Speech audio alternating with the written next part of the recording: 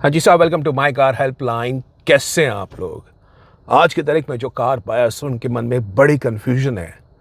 Petrol car लें, diesel लें, electric लें, हाइब्रिड लें, सीएनजी लें, और एक बड़ा कन्फ्यूजन चल रहा है कि सिर्फ पेट्रोल के अंदर इथेनॉल की मात्रा अभी 20% है। दे आर कंसर्न कि अगर फ्यूचर में इथेनॉल की ब्लेंडिंग इंक्रीज हो जाएगी 30-35% पे, मेरी कार कंपैटिबल नहीं रहेगी, उसमें करोजन की प्रॉब्लम्स आएगी, टेक्निकल इशू आएगा, कार की माइलेज ड्रॉप हो जाएगी।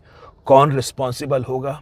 डीजल पे तो पता ही है, सरकार, एनजीटी के रूल, सुप्रीम कोर्ट के गाइडलाइन, दिल्ली में 10 साल की रूलिंग, अलग अलग शहरों में ट्रांसपोर्ट मिनिस्टर कई बार बयान। तो साहब डीजल को तो बिल्कुल एंटी फ्यूल के रूप में देखा जाता है। इलेक्ट्रिक ईवी में रेंज एंजाइटी के इश्यूज हैं, इंफ्रास्ट्रक्चर डेवलप नहीं है। लोग सोचते हैं ईवी कार ले ली, रास्ते में जा रहा हूँ और ख़त्म होगी बैटरी रेंज, उसमें चार्जिंग नहीं रही तो क्या करूँगा। सीएनजी, लंबी लंबी कतारें कमर्शियल वाहनों की, और लोगों के मन में होता है लंबा समय लगता है सीएनजी फिल करवाने में। हाइब्रिड, काफ़ी ऑप्शंस नहीं हैं, available only in very few cars, और प्राइसिंग भी उसमें ज़्यादा है, प्लस बूट स्पेस में लिमिटेड है। तो लोग करें तो क्या करें, कार लेनी तो ज़रूरी है।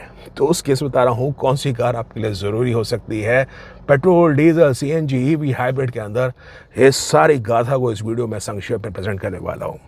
सबसे पहले आते हैं पेट्रोल के बारे में। देखिए, जब से E20 पेट्रोल आया है, बिल्कुल मैंने तो ऐसा ऑब्जर्व किया है, जो मेरी कार की फ्यूल एफिशिएंसी है वो पहले के मुकाबले थोड़ी सी ज़रूर कम हुई है। जैसे दिल्ली मेरठ एक्सप्रेस वे में earlier personally I used to get around 17 के एमपीएल, 17 साढ़े 17 की माइलेज मिल जाती थी, पर उसमें अभी मिलती है मेरे को 16 और कई बार 15.5 की माइलेज मिलती है। तो कार की फ्यूल एफिशिएंसी ज़रूर पहले के मुकाबले थोड़ी सी ड्रॉप हो गई है, जो मैंने ऑब्जर्वेशन किया है। लेकिन लोगों के मन में चिंता ये है कि जो अभी 20% इथेनॉल ब्लेंड हो रहा है, फ्यूचर में जब इथेनॉल की ब्लेंडिंग इंक्रीज हो जाएगी तो मेरी कार कैसे चलेगी, क्योंकि मेरी कार तो बनी ही मैक्सिमम E20 के लिए है। तो बस उसमें ना थोड़ी चिंता करने की ज़रूरत नहीं है। Let me be very fair with you. अभी क्या है, 20% इथेनॉल ब्लेंड है, और 2021 से 2025 तक, करीब 5 सालों के अंदर, द लास्ट 5 ईयर्स, या पे 26 के जून तक की कहो, अराउंड भारतीय पैसेंजर कार मार्केट में 1,80,00,000 गाड़ियाँ, 18 million cars are been sold. और 2026 कैलेंडर ईयर में भी auto sector is expecting poised to clock in almost 5 million passenger vehicles. तो जब बाजार में इतनी गाड़ियां बिक रही हैं, आप कैसे समझ सकते हैं कि सरकार एक ऐसा फ्यूल ले आएगी और लोगों की गाड़ियां खराब होनी स्टार्ट हो जाएंगी।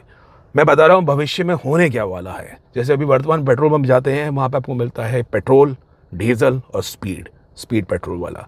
तो उस समय भविष्य में क्या होगा, E20 कंप्लायंट जो एग्जिस्टिंग कार्स है उसमें आपको मिलेगा एक E20 वाला फ्यूल, एक आपको मिलेगा डीजल, और एक आपको मिलेगा जो उस टाइम में कार्स आती होती हैं विद हायर फ्लेक्स फ्यूल, 30, 45, 40, जो भी उस टाइम में रहेगा उस तरह का आपको फ्लेक्स फ्यूल मिलेगा। आप बिल्कुल भी चिंता मत करिए कि आपकी कार को सरकार खराब कर देगी, आक्रोश लेके आ जाएगी। I am telling you, government is also aware, manufacturer से भी उनकी बात होती है, और जितनी टेक्निकल गाइडलाइंस है, it is not going to happen in that your car is going to fail on the road.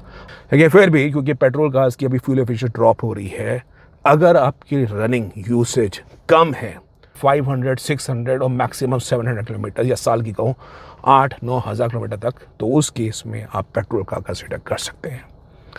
अब दूसरी बात आते हैं सीएनजी के बारे में। अभी सीएनजी मेरे समझ नहीं आता, although it's a kind of fossil fuel, लेकिन सीएनजी फिर भी काफ़ी गो ग्रीन है। सरकार कैसे एकदम से इतना ह्यूज ट्रांजिशन जब सोचती है कि बिल्कुल पेट्रोल से नो एमिशन वाले इलेक्ट्रिक पे चले जाए। इलेक्ट्रिक में अलग इश्यूज चल रहे हैं, थोड़ा सा मतलब डायनामिक, थोड़ा तसल्ली बख्श रखते हैं, हाइब्रिड सीएनजी पे प्रमोट करते हैं, अच्छा होता। बट सीएनजी पे yet I am very optimistic as on, despite of the CNG price in Delhi is around 83 rupees per KG. आपको बता रहा हूँ सीएनजी कार्स की जो माइलेज है, जो रनिंग कॉस्ट है, it's going to cost you around 4 rupees per kilometre in terms of CNG. अब सीएनजी बेहतर कब होती है ये जान लीजिए, क्योंकि सीएनजी कार्स में भी सिलेंडर टैंक होता है, और आपको बता रहा हूँ मैक्सिमम बजट कार्स में सीएनजी मिल रही है, और उसमें कोई इथेनॉल का चक्कर भी नहीं है। हालांकि कार में पेट्रोल डलता है, लेकिन कार मैक्सिमम सीएनजी पे चलती है। When you drive in the car, the very first instance थोड़ा सा पेट्रोल उसमें यूज़ होगा, but CNG is going to be the major fuel for the car. अब सीएनजी में कोई ऐसा परिवर्तन नहीं होने वाला है। कहीं सोचे कि इथेनॉल के बारे में कि भविष्य में होगा, सीएनजी गैस चलेगी, आपकी कार चलेगी। तो मैं बता रहा हूँ सीएनजी पे आई एम वेरी ऑप्टिमिस्टिक। 4 रुपये किलोमीटर कार की रनिंग कॉस्ट आती है। बजट कार्स में भी अवेलेबल है, mid segment cars like Maruti Suzuki Grand Vitara Toyota Hyryder, वहाँ तक आपको सीएनजी मिलती है। और सीएनजी कार्स पे अब मैन्युफैक्चरर्स ने काफ़ी प्रिसीजन और उसमें रिलायबिलिटी भी काफ़ी अच्छी मिलने लग गई है। और जब से ट्विन सिलेंडर सीएनजी आया है, जैसे मारुति विक्टोरियस में है, टाटा मोटर्स का पायनियर है, तो बूट स्पेस की समस्या भी काफ़ी हद तक सॉल्व हो गई है। आई थिंक अगर आपके मन में किसी प्रकार की चिंता है पेट्रोल की माइलेज के बारे में, इथेनॉल के बारे में, आप बिल्कुल सीएनजी पे चले जाइए। आई am telling you, you would be reasonable happy in terms of CNG. अब सीएनजी के बारे में, यस सिलेंडर रहता है, कार की जो रेंज रहती है सीएनजी में वो अराउंड रहती है 200-220 किलोमीटर। सीएनजी पेट्रोल पंप उतनी जगह नहीं है, लेकिन थोड़ा सा आप अगर थोड़ा सा पेन लेंगे कि वो कतार को आपको बीट करने के लिए you may have to go in the night time या early morning so as to get the CNG refilled in. अगर आपकी मैक्सिमम यूसेज सिटी के अंदर है और पॉसिबली आप मैं कहूँ या आपकी यूसेज मिक्स भी है, थोड़ी सी हाईवे है या मैक्सिमम सिटी के अंदर है, you driving in 1000 kilometres 1500 kilometres, CNG पे बेधड़क चले जाइए। आई थिंक आपका एक्सपीरियंस बेहतर होगा। मैं बता रहा हूँ, रनिंग कॉस्ट के हिसाब से भी और रिलायबिलिटी के हिसाब से भी काफ़ी सारे ऑप्शंस आ रहे हैं। माई कार हेल्पलाइन वेबसाइट पे आके आप CNG as a fuel type आप सर्च कर सकते हैं, which are the cars which are available, तो वहाँ पे आपको ऑप्शंस मिल जाएंगे। तीसरा ऑप्शन, अब हम आते हैं हाइब्रिड के बारे में। अब हाइब्रिड में सबसे बड़ी बात यह है, there are very few selected cars which are been available in the hybrid. Strong hybrid में आप बिल्कुल पसंद कर सकते हैं, और उसमें रेगुलर पेट्रोल डलेगा। स्ट्रॉन्ग हाइब्रिड कार्स की सबसे बढ़िया बात ये होती है, इन कार्स की भी जो फ्यूल एफिशिएंसी है वो बेहतरीन होती है। सिटी कंडीशन में आपको आसानी से Maruti Suzuki Grand Vitara, Maruti victorious में, टोयोटा हाई राइडर में आपको 20 किलोमीटर की माइलेज मिल सकती है और हाईवे पे 22 से 23 किलोमीटर माइलेज मिल सकती है। अब जैसे सीएनजी के अंदर क्या है, उसमें थोड़े से बजट ऑप्शंस हैं और मिड सेगमेंट के ऑप्शंस हैं। अगर आपका बजट अच्छा है 15 लाख से लेकर 30-35 लाख रुपए तक का, तो उस केस में आपके पास बढ़िया ऑप्शन है। होंडा सिटी हाइब्रिड दे सकते हैं, ग्रैंड विटारा दे सकते हैं, हाई राइडर दे सकते हैं, विक्टोरियस दे सकते हैं, इनोवा हाई क्रॉस हो सकता है, तो वो आपके सामने है। आपको बता रहा हूँ, hybrid cars essentially should have been the right path for the government so as to promote in car के CO2 लेवल्स भी कम आते हैं, बढ़िया चीज़ रहती है। और अब काफ़ी सारी स्टेट गवर्नमेंट्स भी इस हाइब्रिड कार्स को प्रमोट करना स्टार्ट कर रही है।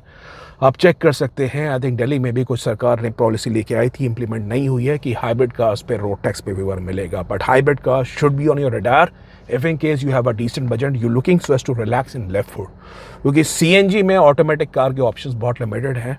समहाउ इस केस के अंदर अगर आपको ऑटोमेटिक कार चाहिए, बजट अच्छा है, तो हाइब्रिड कार्स पे बिल्कुल देख सकते हैं। तो हाइब्रिड कार्स बढ़िया चीज़ है। अब आते हैं चौथी चीज़, विच इज़ इलेक्ट्रिक कार।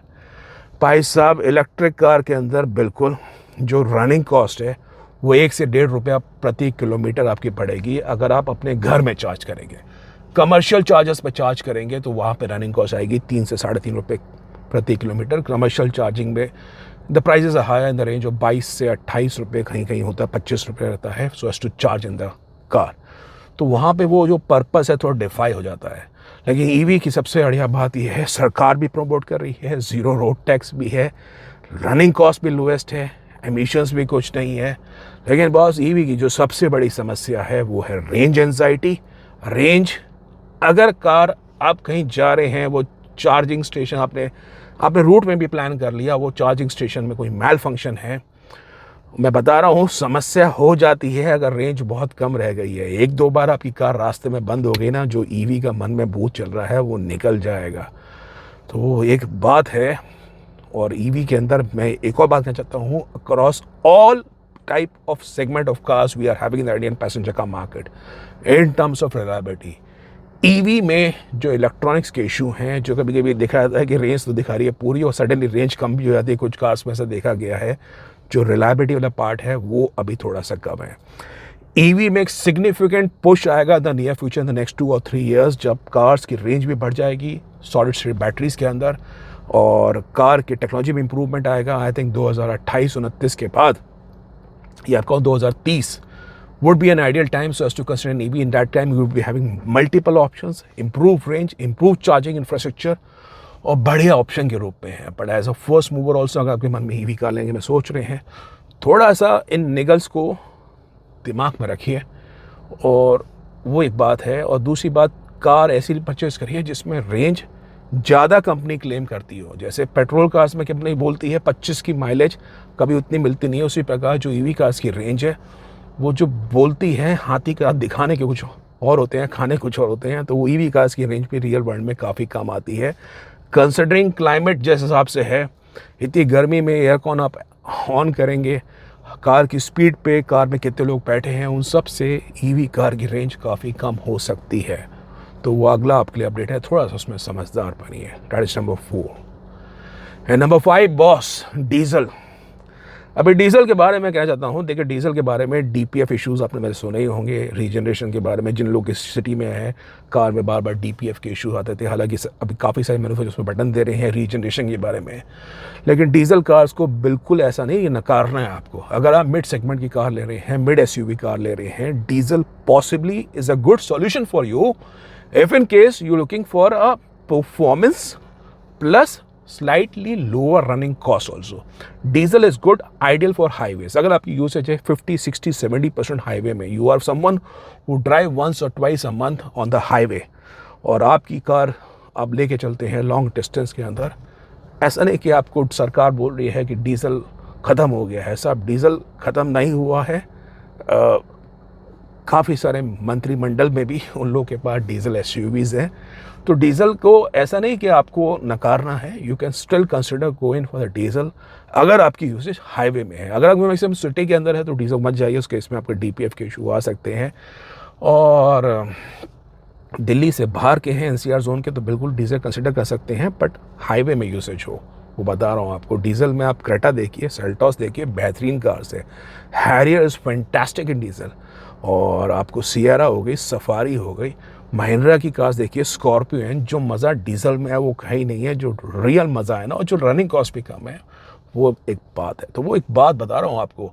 अगर आप महिंद्रा की स्कॉर्पियो है को पेट्रोल में लेंगे, और मैं बता रहा हूँ एक थोड़ा सा, अगर आप फ्यूल एफिशिएंसी चिंता करते हैं तो भी कभी मन में आएगा, आंखों में आंसू से लगेंगे कि क्या कार की मेरी माइलेज आ रही है। तो हाईवे चलाते हैं तो कंसिडर करते हैं तो डीजल में आप उसके बारे में देख सकते हैं। तो ये अगला आपके लिए अपडेट है। तो मेरे क्लियर ओपिनियंस है। बाकी मैं आपको बता रहा हूँ personally, considering the situation the Indian passenger का मार्केट में, आपको बिल्कुल ये कहूँगा, डोंट ओवर लीवरेज इन। ज़्यादा महंगी कार लेके लोन पे लेने का इस वक्त कोई ऐसा फ़ायदा नहीं है। इंटरेस्ट रेट्स थोड़े स्टेबल है, ऊपर की तरफ ही जाने वाले हैं, और महंगाई बढ़ रही है। जब महंगाई बढ़ती है, इन्फ्लेशन ज़्यादा होता है, इंटरेस्ट रेट्स में बढ़ोतरी आती है। और इस हिसाब से देखिए, कहीं आप ज़्यादा लोन लेके अपने आप को एक लोन के बोझ से अपने कंधों को दबा दें। कार ऐसी लीजिए, मैं बता रहा हूँ फ्रैंकली आपको, आज के में ज़्यादा खर्च करने का औचित्य नहीं है। कैफ 3 नॉर्म्स भी आ रहे हैं 2027 से। पेट्रोल कार ले रहे हैं, कोई भी कार ले रहे हैं, मेरे हिसाब से बजट थोड़ा रिस्ट्रिक्ट रखिए इंटरनल कंबशन इंजन में, तो आपके लिए ज़्यादा अच्छा ऑप्शन होगा। बाकी इट इज़ योर कॉल, आपकी मर्ज़ी है। कोई कार लेने में सोच रहे हैं, do visit the website www.mycarhelpline.com। Website पे कॉम्प्रिहेंसिव अपडेट्स है, और कोई कन्फ्यूजन कार खरीदने के बारे में माई कार हेल्पलाइन फोरम में आके 1-on-1 एक्सपर्ट सपोर्ट भी ले सकते हैं। Thank you.